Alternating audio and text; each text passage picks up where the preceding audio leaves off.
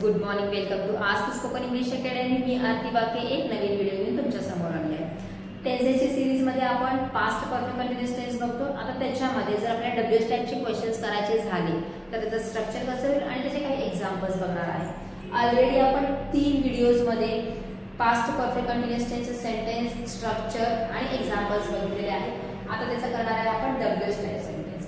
WH type जेव्हा आपल्याला शब्द यूज करायचा तो स्टार्टिंगला येणार आहे, त्याच्यानंतर हेल्पिंग वर्ब येणार आहे हॅड, त्याच्यानंतर येणार आहे वाक्यातला सब्जेक्ट, देन बीन हा प्रत्यय, क्रियापदाचा आयएनजी चे रूप, वाक्य कॉम्बिनेशन साठी ऑब्जेक्ट आणि कॉम्प्लिमेंट, टाइम ती क्रिया कधी सुरू झाली होती किंवा कधी संपली आणि क्वेश्चन असल्यामुळे लास्ट येणार आहे question mark.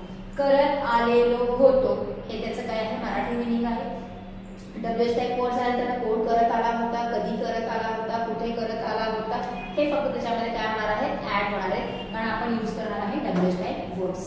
For example, who had been learning driving till late night, रात्री उशिरापर्यंत कोण ड्रायव्हिंग शिकत होतं।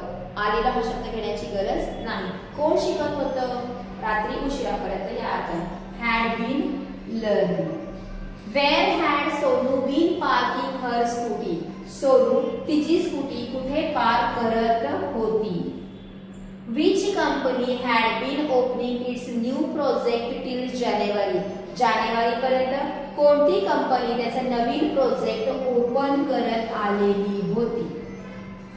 For whom had Yash been buying red color sari? यश कुणासाठी लाल कलरची साडी विकत घेत होता आणि why had the greengrocer been selling vegetables in cheap rate?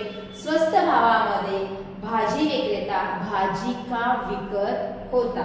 त्याच्यामध्ये आपण काय केलेलं आहे why रिझन विचारण्यासाठी वापरले, for whom कोणासाठी विचारले, which company which हा शब्द कोणता या अर्थाने वापरतो, where म्हणजे कुठे आणि who म्हणजे कोण, हे सगळे डब्ल्यूएच टाइप वर्ड्स आपण यूज केलेले आहेत। आफ्टर एक्झॅक्टली त्याचा डब्ल्यूएच टाइप वर्ड आपण यूज केलेला आहे हॅड, हॅड नंतर ना आलेला आहे सब्जेक्ट, हू मध्ये सब्जेक्ट आलेला आहे कारण प्रश्नाचं उत्तरच पुढचा येणार आहे सब्जेक्ट म्हणून, मग बीन आणि क्रियापदाचा आयएनजी चे रूप तिथे काय होणार आहे यूज होणार आहे। क्वेश्चन असल्यामुळे प्रत्येक ठिकाणी आपण यूज केलेला आहे question mark. So this is for today. अशा प्रकारचे वेगवेगळे क्वेश्चन्स तुम्ही तयार करायचे आहेत आणि ते स्क्रीन मध्ये यूज करायचे। थँक्यू।